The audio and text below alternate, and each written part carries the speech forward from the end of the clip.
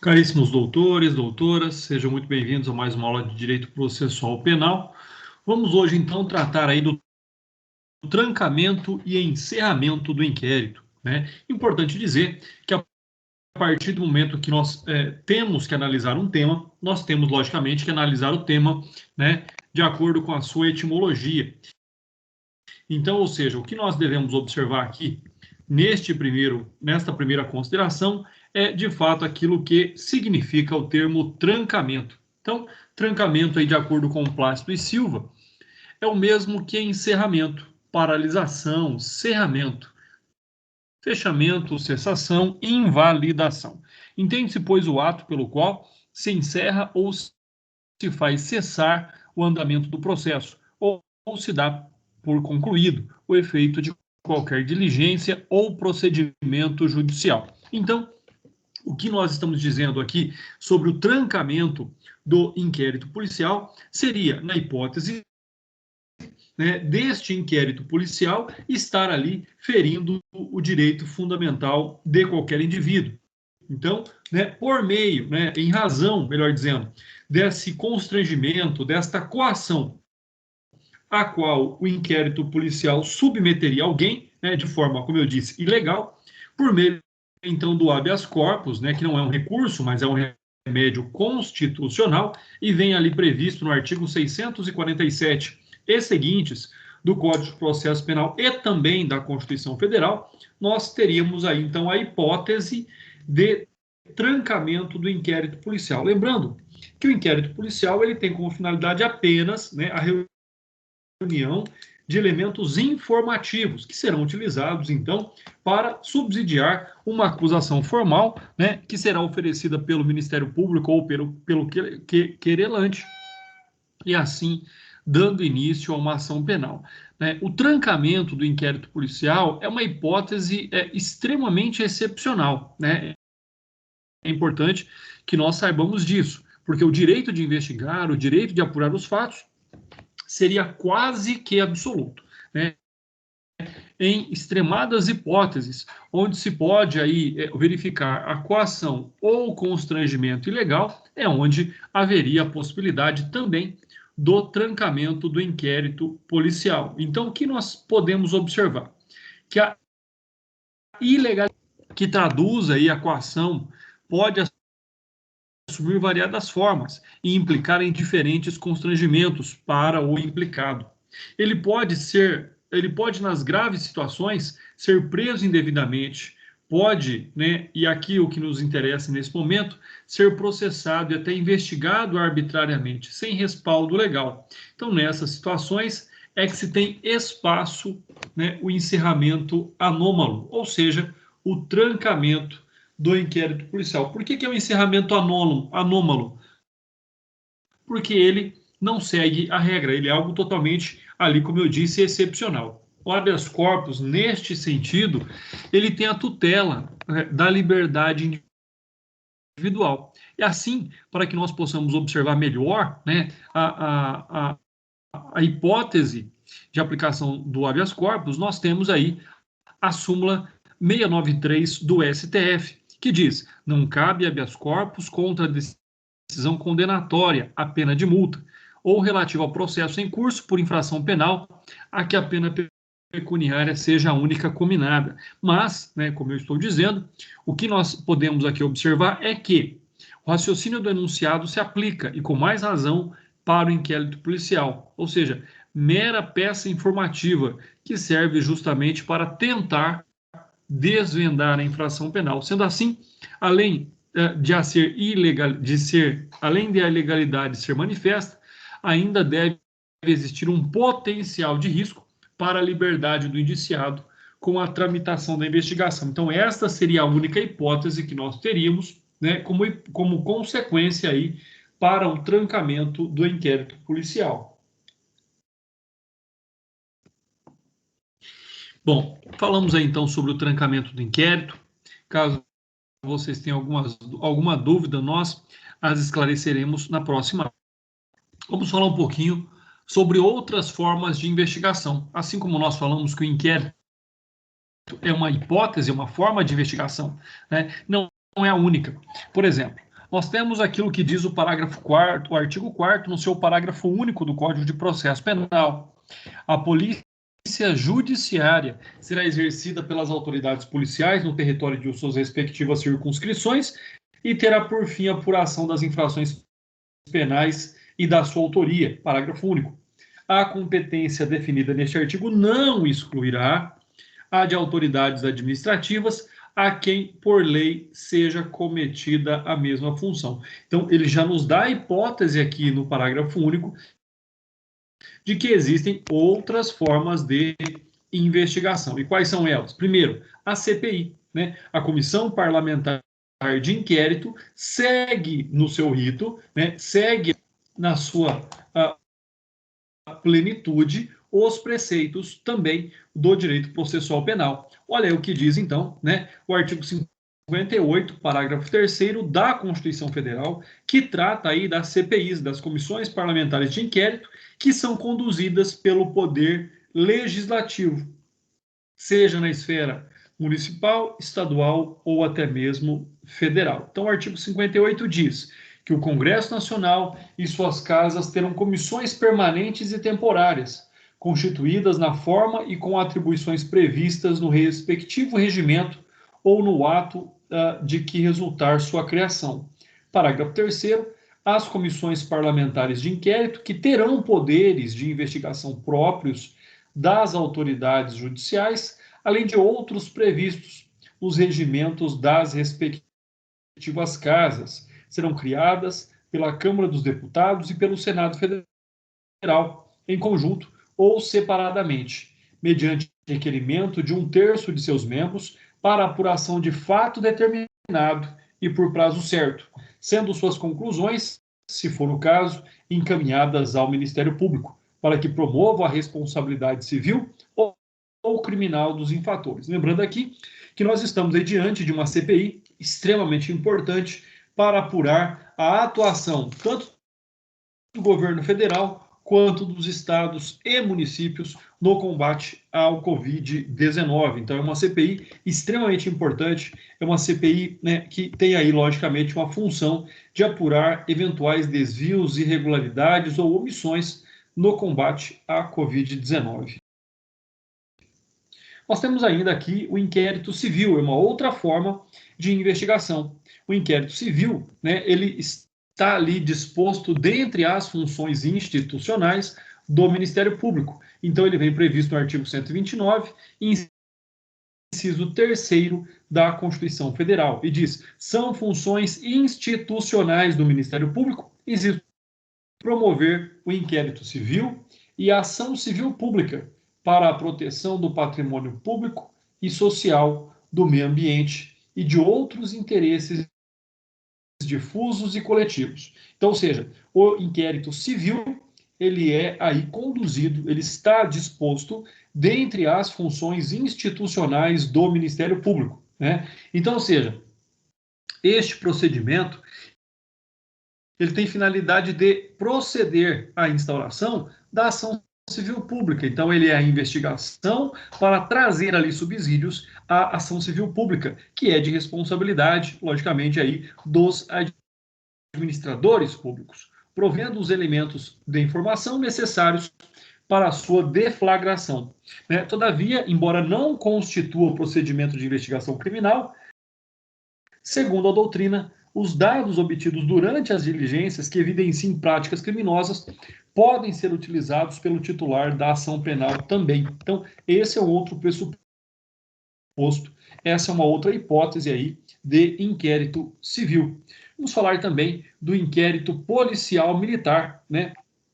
O inquérito policial militar tem sua vigência, tem sua disposição legal no artigo 7º do Código de Processo Penal Militar, pessoal. Nós, na universidade, infelizmente, não temos aí, né, o estudo do direito penal militar ou do Código de Processo Penal Militar. Mas o artigo 8 deste Código diz que compete à Polícia Judiciária Militar, a linha A, apurar os crimes militares, bem como os que, por lei especial, estão sujeitos à jurisdição militar, à sua autoria. Então, ou seja, todos esses dispositivos, todas essas questões são intimamente ligadas aí aos crimes militares, né? Um outro aspecto que nós podemos observar aqui é que, na supracitada alínea, né, o regramento próprio e complementar, independentemente do inquérito policial propriamente dito, né, que de regra é conduzido pela Polícia Civil ou Polícia Militar. Então, olha só, apurar os crimes militares, bem como os que, por lei especial, estão sujeitos à jurisdição militar e sua autoria. Nós temos aí a disposição de lei especial que também trata deste assunto. Vamos falar um pouquinho do TC, né, do termo circunstanciado, que é aplicado aos crimes de menor potencial ofensivo, né, de acordo ali com o artigo 69 da Lei 9.099/95, ou seja, a Lei dos Juizados Especiais. Então, o artigo 69 diz que a autoridade policial que tomar conhecimento da ocorrência lavrará termo circunstanciado e o encaminhará imediatamente ao juizado, com o autor do fato e a vítima, providenciando-se as requisições dos exames periciais necessários.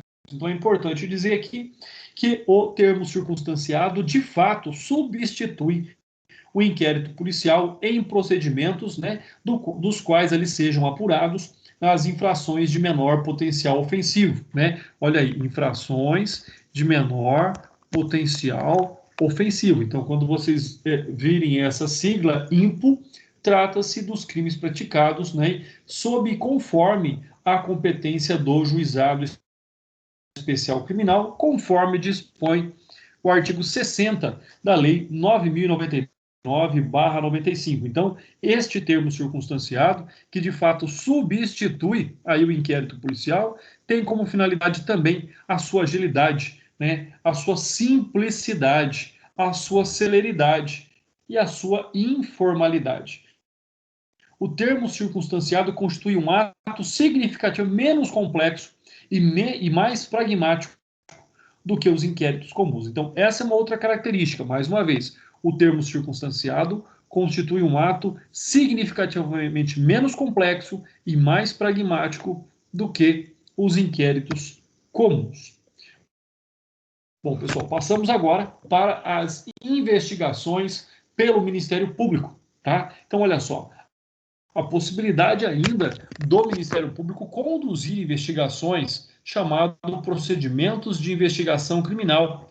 É ato de controvérsias na doutrina no que diz respeito à sua inadmissibilidade. E aqui eu particularmente, né, comungo aí com a doutrina, né, com a vertente doutrinária, melhor dizendo, né, que diz que o Ministério Público também tem a sua limitação no poder de investigar. Para isso, nós temos aí, né, como visualização da decisão, de decisões da jurisprudência, o recurso especial 593.727 de Minas Gerais, datado de 14 de maio de 2015, em sede de repercussão geral, o STF assentou a existência de atribuição do Ministério Público para realizar investigações de natureza criminal, por autoridade própria, desde que respeitadas algumas balizas. Então, olha só, né, o que ficou determinado ali no julgamento. O Ministério Público dispõe de competência para promover, por autoridade própria e por prazo razoável, investigações de natureza penal, desde que respeitados os direitos e garantias que assistem a qualquer indiciado ou a qualquer pessoa sob investigação do Estado, observadas estritamente por seus agentes as hipóteses de reserva constitucional de jurisdição e também as prerrogativas profissionais de que se acham investidos em nosso país, os advogados, né, nos termos aí da Lei 8.906 de 94, seu artigo 7º e incisos, sem prejuízo da possibilidade de ser presente no Estado Democrático de Direito, do permanente controle jurisdicional dos atos necessariamente documentados, conforme aí disposto na súmula vinculante 14, praticados pelos membros desta instituição. Particularmente, como eu disse, por mais que eu siga uma corrente minoritária, penso que a competência investigativa em matéria criminal não deveria ser exercida pelo Ministério Público.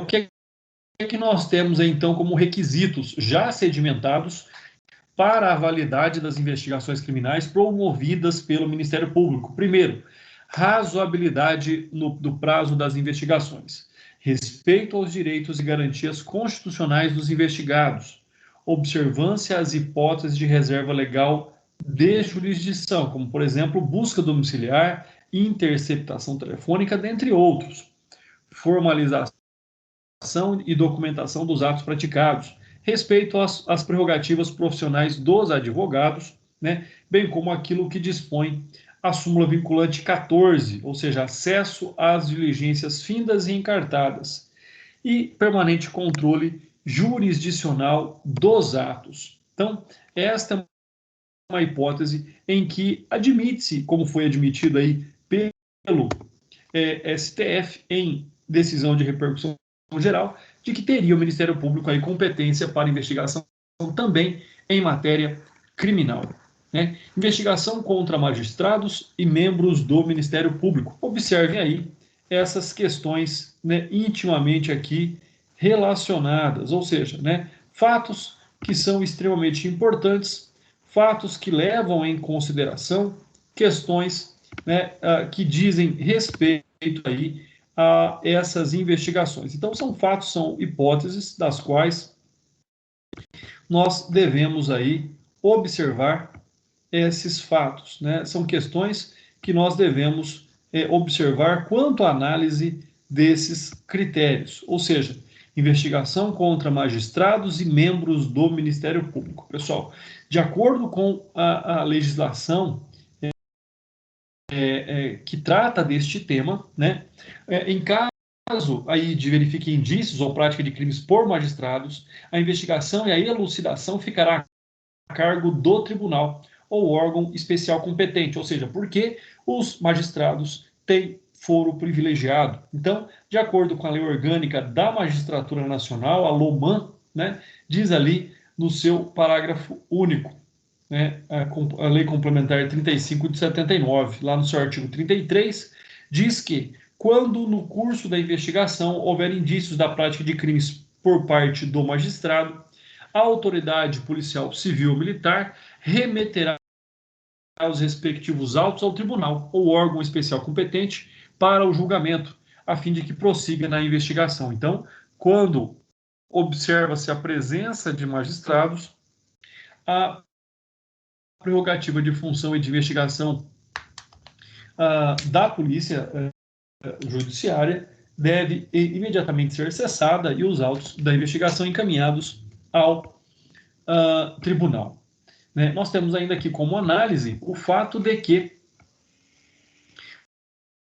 quando tratar-se de membros do Ministério Público, né, nos termos do artigo 41, parágrafo único da Lei 8.625 de 93, ou seja, a Lei Orgânica Nacional do Ministério Público, diz que quando no curso de investigação houver indício da prática de infração penal por parte do membro do Ministério Público, a autoridade policial civil ou militar remeterá imediatamente, sob pena de responsabilidade, os respectivos autos ao Procurador-Geral de Justiça, a quem competirá dar prosseguimento à apuração. Então, são duas hipóteses aí, em que, na verdade, nós estamos diante, né, do foro por prerrogativa de função. Então, sobre essa hipótese, é onde nós, então, observamos aí que não tem competência de investigação, seja a Polícia Militar ou Civil, quando tratar-se de indícios de autoria, né, de pessoas que compõem os quadros da magistratura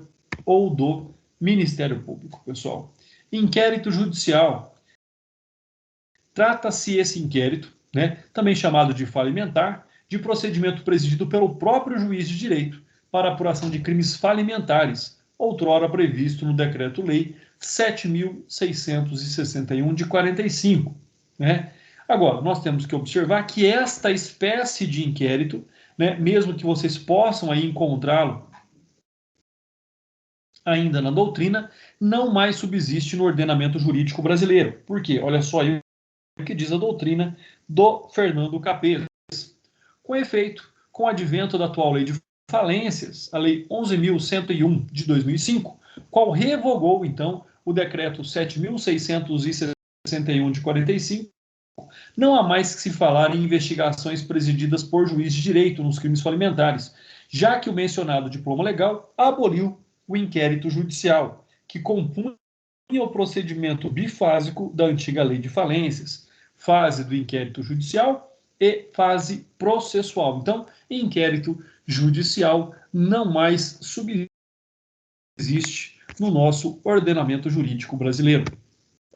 E em razão aí da edição da lei 11.101 de 2005, né, atualmente, de acordo com o disposto do artigo 187, parágrafo 2º, nós temos que, em qualquer fase processual, surgindo indícios da prática dos crimes previstos nesta lei, o juiz da falência ou da recuperação judicial ou da recuperação extrajudicial certificará ao Ministério Público, pessoal. Então, aí é algo extremamente importante também nós estudarmos um pouquinho sobre essas outras hipóteses de investigação, além do inquérito policial que por nós aqui foi tão debatido. Vamos falar um pouquinho do acordo de não persecução penal, pessoal. Lembrando que o acordo de não persecução penal foi aí uma recente alteração, né, da lei 13.964 de 2019, tá? Então, ou seja, o pacote anticrime, lei 13.964/2019, ele alterou, né, aí, ou melhor, ele introduziu o artigo 28A ao Código de Processo Penal. Para que nós possamos compreender o que trata o acordo de não persecução penal, né, o acordo de não persecução é uma hipótese também de transação penal em crimes de maior potencial ofensivo. Até porque nós vamos verificar aqui no caput do artigo 28A, agora, né, com essa nova redação, né, e com esse novo acréscimo de conteúdo, na verdade, ao Código de Processo Penal. Ele diz, não sendo o caso de arquivamento, conforme nós já vimos, e tendo investigado, confessado formal e circunstancialmente a prática de infração penal sem violência ou grave ameaça e com pena mínima inferior a 4 anos. Então, percebam, ele não nos dá aqui uma pena máxima, ele apenas dispõe sobre que a pena mínima tem que ser inferior a 4 anos.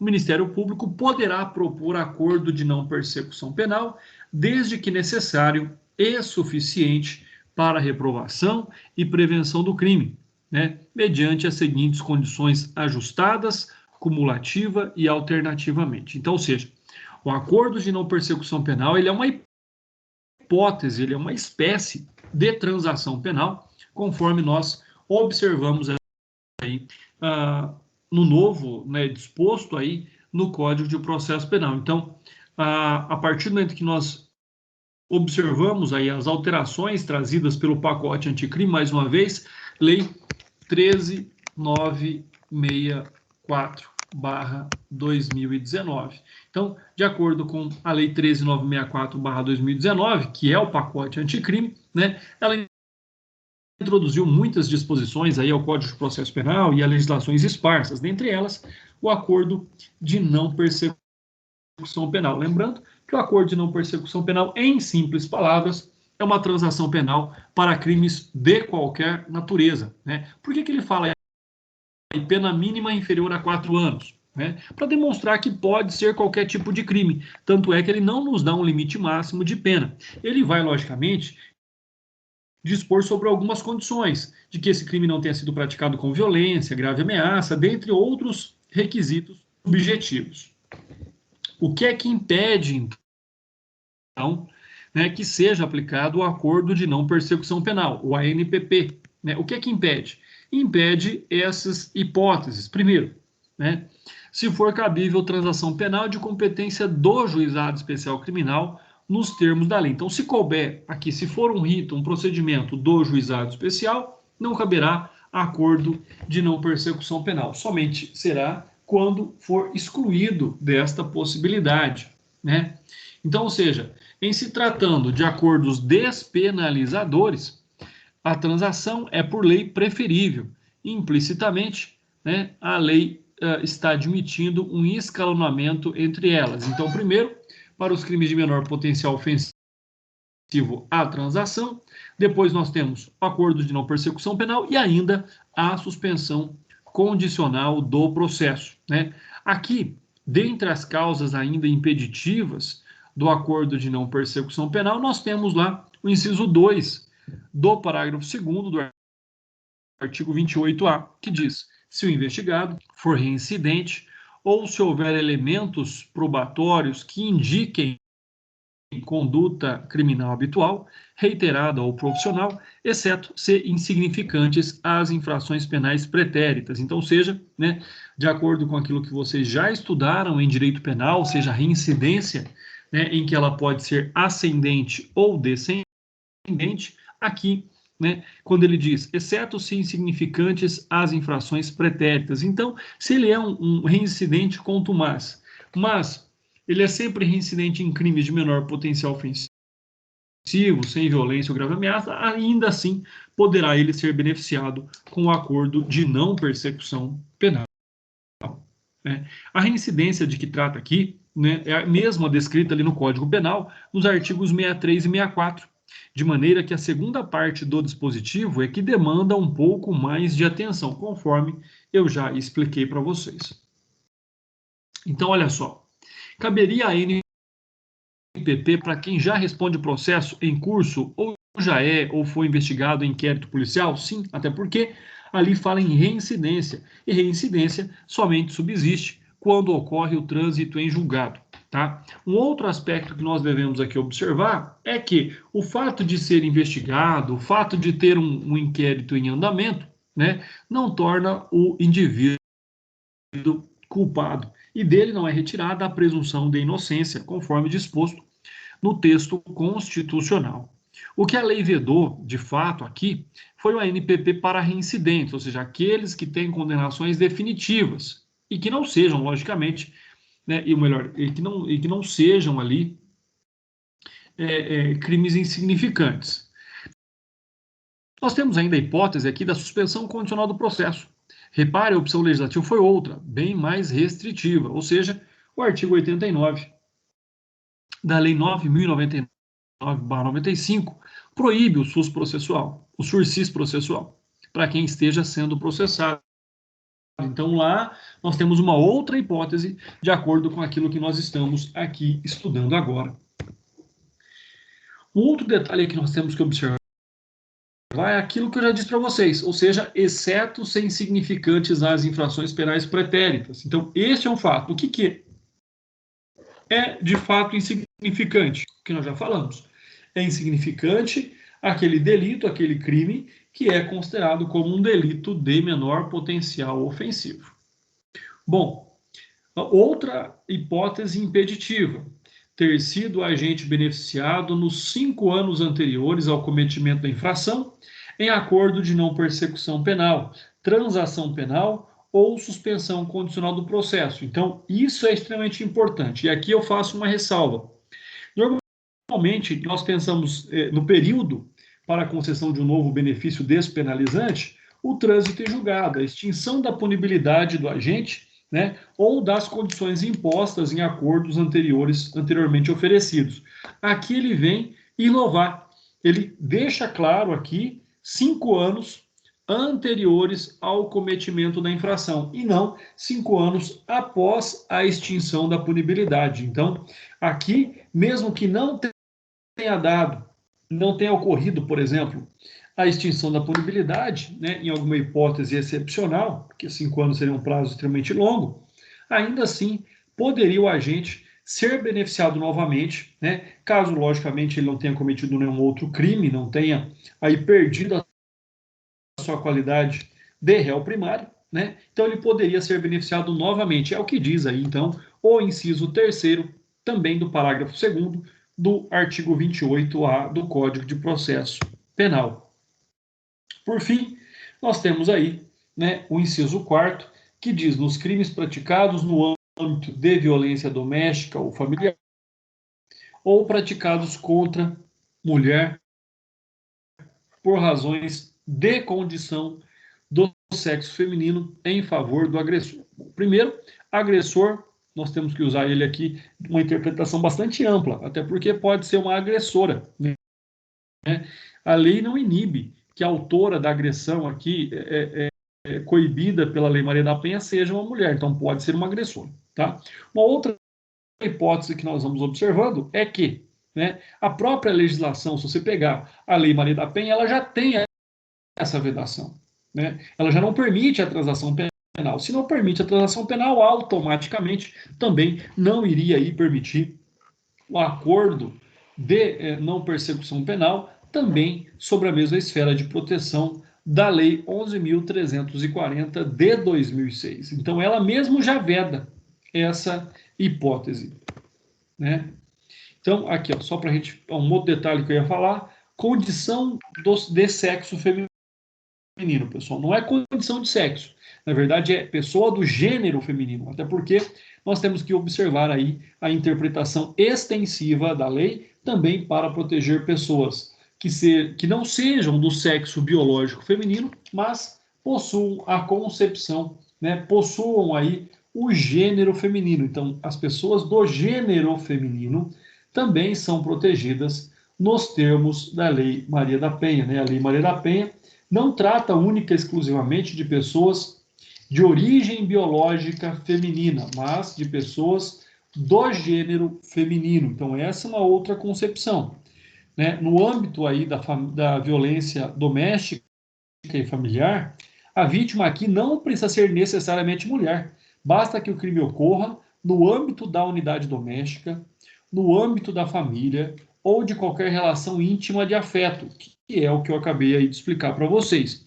Uma outra hipótese, uma outra questão aqui a ser analisada é que contra a mulher por razões da condição de sexo feminino. Aqui o crime é contra a mulher, né, por razões da condição do sexo feminino, ainda que cometido fora do ambiente doméstico e familiar. Mas interpretem, analisem esse dispositivo legal pensando pessoas do gênero feminino e não somente do sexo, pensando biologicamente, do sexo feminino. Então, esta é uma questão extremamente importante. Um outro aspecto que tem é a dimensão da proteção legal, né, das pessoas do gênero feminino, quando são vítimas de crime em razão, né, e por esse aspecto, que é, né, aí a vedação do acordo de não persecução penal nos crimes praticados no âmbito da violência doméstica familiar ou praticados contra a mulher razões da condição de sexo feminino, bem como aos crimes hediondos equiparados, pois em relação a estes, o acordo não é suficiente para a reprovação e prevenção do crime, né? Lembrem-se que existe lá esse outro critério subjetivo, que o acordo seja suficiente para a reprovação e prevenção do crime. Então, nessas hipóteses, por certo, este acordo não o é.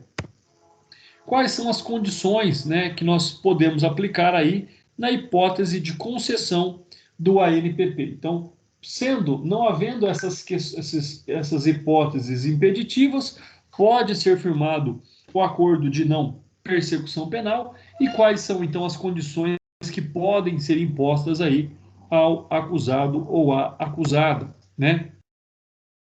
Então, são aquelas hipóteses descritas na nossa legislação. Segue como regra, né, a hipóteses também, né, da transação penal. Então, na verdade, nós não temos um rol taxativo.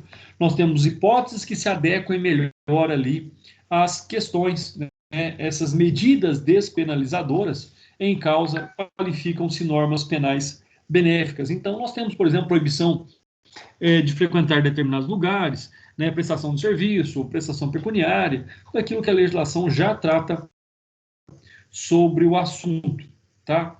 Uma outra hipótese aqui é essa tese do STJ, né, a tese número 5, que diz que é inadmissível o pleito de suspensão condicional do processo após a prolação da sentença, ressalvadas as hipóteses de desclassificação ou procedência parcial da pretensão punitiva estatal. Então, isso também se aplica nessa mesma linha de tese aqui ao raciocínio que também deve ser adotado para o acordo de não persecução penal. Então, né, se é inadmissível o pedido de suspensão condicional do processo após a prolação da sentença, logicamente, também será impossível o acordo de não persecução penal após a prolação da sentença. Tudo isso tem que acontecer antes, né, durante o processo ou até ali mesmo, né, antes do início da instrução processual.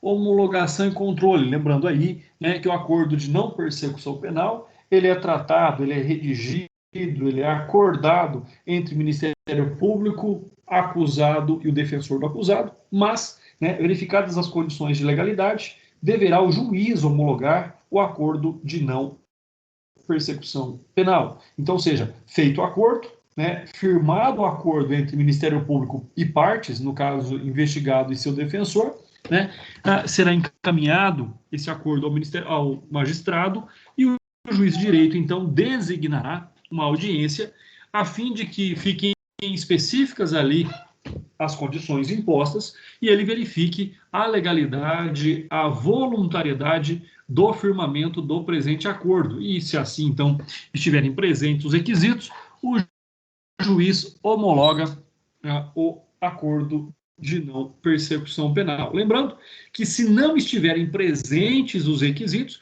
o juiz, então, devolverá o acordo ao Ministério Público para que ele, então, coloque a termos, né, regularize esse acordo.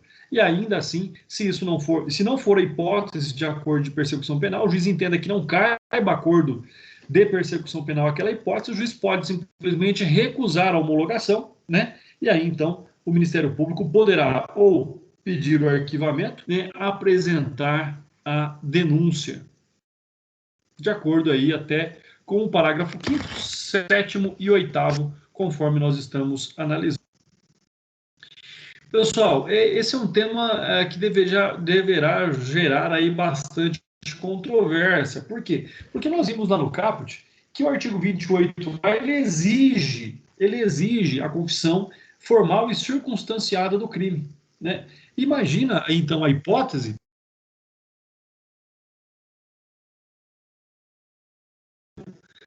não homologar esse acordo. Se o magistrado não homologa o acordo, automaticamente, o que acontece? Nós já temos uma confissão no processo. Então, esse é um aspecto extremamente aí delicado que nos faz observar algumas questões, né? Então, ou seja, se não houver a homologação do acordo, aquela confissão tem validade ou ela perde a sua validade? Na verdade, ela não tem validade, mas ele vai lá, confessa formal e circunstancialmente um crime, e aí depois, por diversas razões, o juiz pode não homologar, e aí, de fato, aquela confissão já não tem mais validade. É bastante estranho, né? Bastante aí portentosa essa discussão sobre o acordo de não persecução penal. Ele acerta em ser instituído, mas ele cria algumas situações desnecessárias e causam aí um certo conflito, né, em caso de não homologação do acordo de não persecução penal. Então, esta é uma hipótese a ser analisada e refletida também futuramente.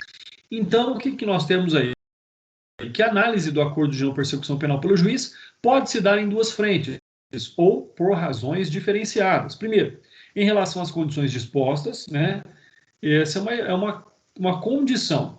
Daí, usando aquilo que diz o parágrafo 5º do artigo 28A, para efeito de devolver os autos ao Ministério Público para reformulação da proposta, ou ainda em relação ao não atendimento dos requisitos legais, como, por exemplo, a legalidade, pautando-se no parágrafo 7º do mesmo artigo, para efeito de recusar a homologação. Então, esta é uma outra hipótese. Tá? É isso que nós temos que observar. Tanto pode requerer a regularização, quanto dizer, olha, não é hipótese, não se admite acordo de não persecução penal neste caso, e aí então o juiz não homologa, não concorda com este acordo.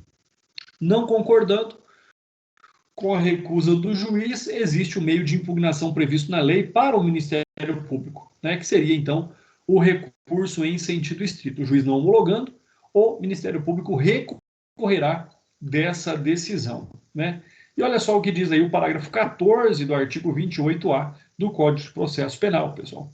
No caso de recusa por parte do Ministério Público em propor acordo de não persecução penal, o investigado poderá requerer a remessa dos autos ao órgão superior na forma do artigo 28 deste Código. Então, percebam, o acordo de não persecução penal não é um direito objetivo do acusado, não é um direito objetivo, tá? Até porque existem critérios subjetivos de análise que caberá somente a quem possui a capacidade para propor esse acordo, no caso, o Ministério Público.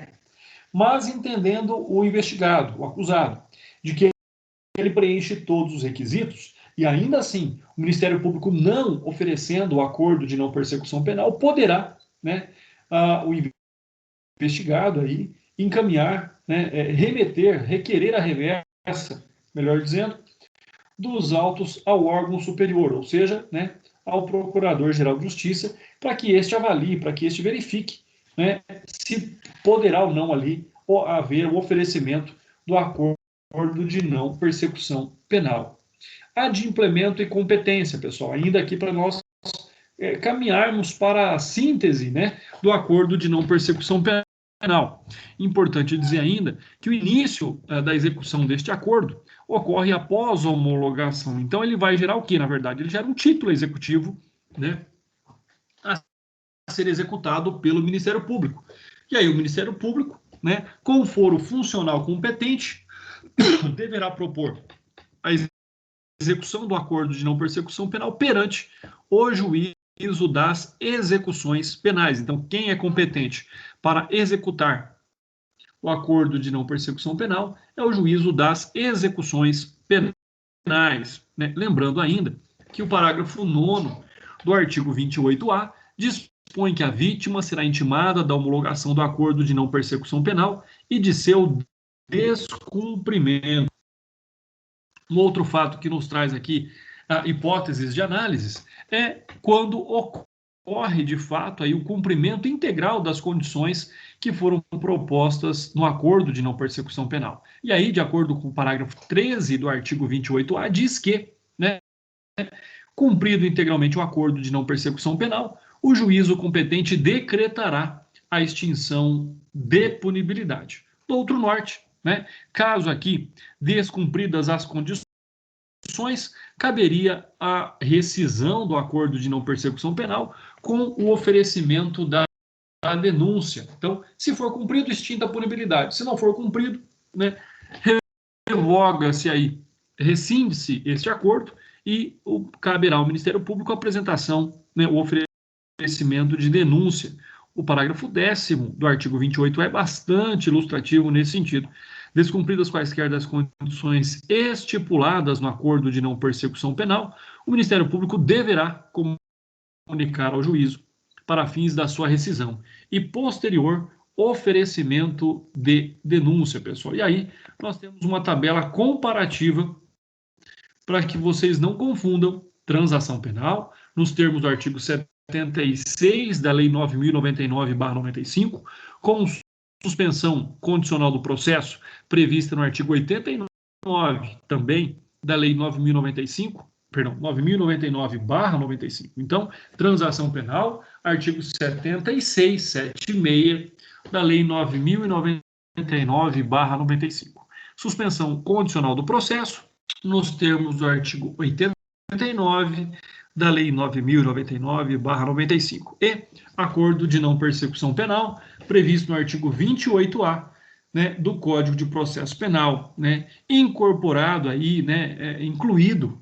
por meio da Lei 13.964 de 2019, que nada mais é do que o pacote anticrime. Né? Dentre as diferenças, vocês podem aí, né, analisar cada quadro, cada coluna que vai explicar como é que se procede tanto na transação penal, como na suspensão condicional do processo e como no acordo de não persecução penal. Pessoal, analisem com calma, prestem atenção nos requisitos, nas condições, né, entre estes três institutos despenalizadores do Código, né, tanto de processo penal como da Lei 9.099/95. Pessoal, sendo assim, né? Agradeço mais uma vez a presença de todos, agradeço mais uma vez a atenção de cada um de vocês, né? Fiquem sempre atentos e na próxima aula, caso vocês tenham alguma dúvida, estarei aqui à disposição de vocês.